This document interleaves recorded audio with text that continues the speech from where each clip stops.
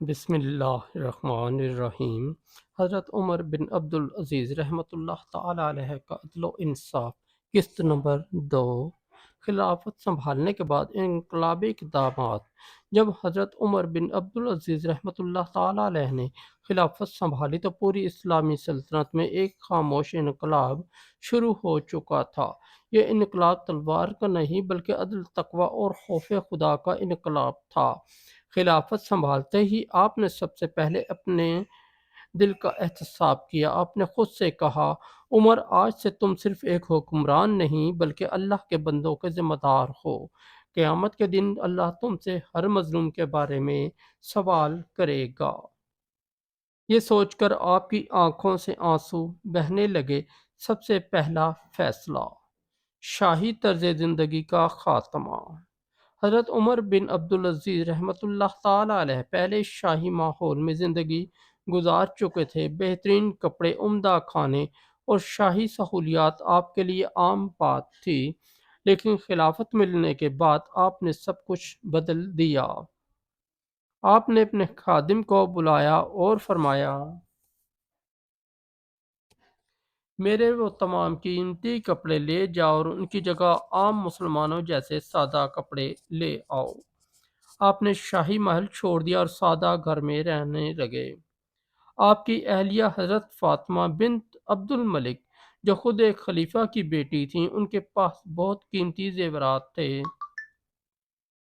حضرت عمر بن عبدالعزیز رحمۃ اللہ تعالی علیہ نے فرمایا، فاطمہ، یہ زیورات بیت المال کا حصہ ہیں۔ اگر تم میرے ساتھ رہنا چاہتی ہو تو یہ زیورات بیت المال میں جمع کروانے ہوں گے۔ حضرت فاطمہ نے فوراً کہا، مجھے اللہ اور اس کے رسول صلی اللہ علیہ وآلہ وسلم کی رضا چاہیے، اور یہ زیورات ابھی بیت المال میں جمع کروا دیتی ہوں۔ یہ ایک عظیم قربانی تھی، بیت المال کی اصلاح۔ حضرت عمر بن عبدالعزیز نے دیکھا کہ بیت المال جو مسلمانوں کی امانت تھا، اس میں بہت سی بے انصافیاں ہو رہی تھیں۔ آپ نے حکم دیا، جو مال ناجائز طریقے سے لیا گیا ہے وہ فوراً بیت المال میں واپس کیا جائے۔ یہاں تک کہ آپ نے اپنے خاندان کے کئی افراد سے بھی ناجائز مال واپس لیا۔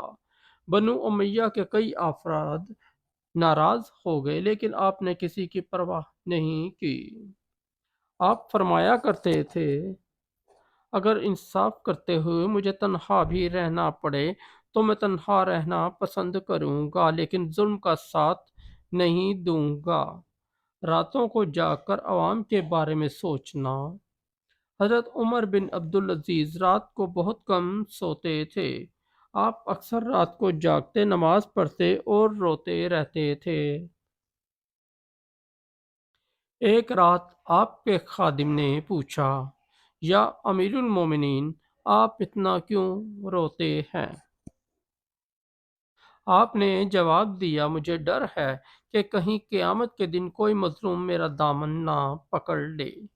آپ کو ہر وقت اپنی ذمہ داری کا احساس رہتا تھا۔ سرکاری وسائل کا ذاتی استعمال بند۔ ایک دن آپ سرکاری کام کر رہے تھے، ایک چراغ جل رہا تھا جو بیت المال کا تھا۔ اسی دوران آپ کے بیٹے آپ سے ذاتی بات کرنے آئے۔ آپ نے فوراً چراغ بجھا دیا اور اپنا ذاتی چراغ جلا لیا۔ بیٹے نے حیران ہو کر پوچھا، ابا جان، آپ نے چراغ کیوں بدلا؟ آپ نے فرمایا، پہلا چراغ بیت المال کا تھا اور میں اس وقت سرکاری کام کر رہا تھا۔ اب تم سے ذاتی بات کر رہا ہوں، اس لیے بیت المال کا چراغ استعمال نہیں کر سکتا۔ یہ تھی آپ کی امانت داری۔ مظلوموں کی مدد۔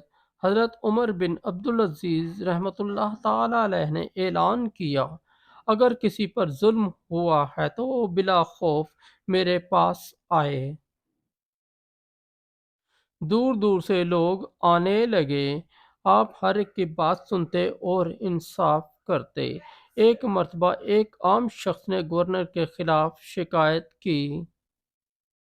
آپ نے فوراً گورنر کو بلایا اور تحقیق کی۔ جب گورنر قصوروار ثابت ہوا تو آپ نے اسے سزا دی۔ آپ کے نزدیک قانون سب کے لیے برابر تھا۔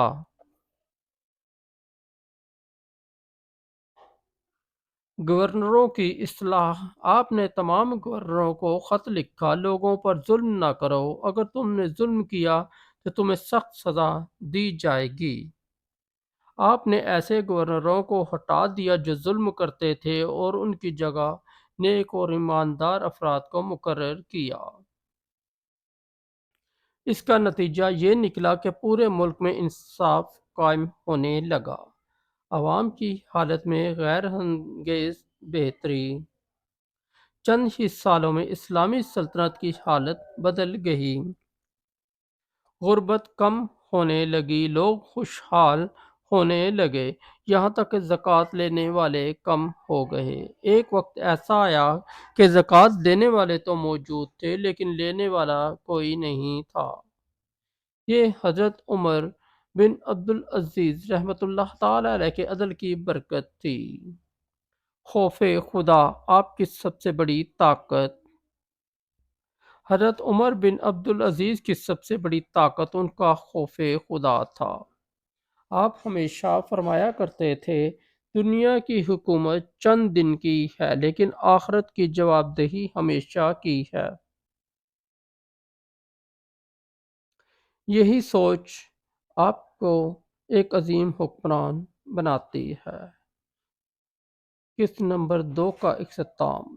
لیکن دوستو، حضرت عمر بن عبدالعزیز کے یہ انقلابی اقدامات سب کو پسند نہیں آ رہے تھے۔ خاص طور پر وہ لوگ جو ناجائز فائدہ اٹھا رہے تھے وہ آپ سے ناراض ہونے لگے۔ انہوں نے خفیہ سازشیں شروع کر دیں اور پھر ایک ایسا واقعہ پیش آیا جس نے پوری اسلامی دنیا کو ہلا کر رکھ دیا۔ کیا تھی وہ سازش اور حضرت عمر عبدالعزیز رحمۃ اللہ تعالی علیہ کے ساتھ کیا ہوا؟ یہ جاننے کے لیے دیکھیے گا اگلے قسط نمبر 3۔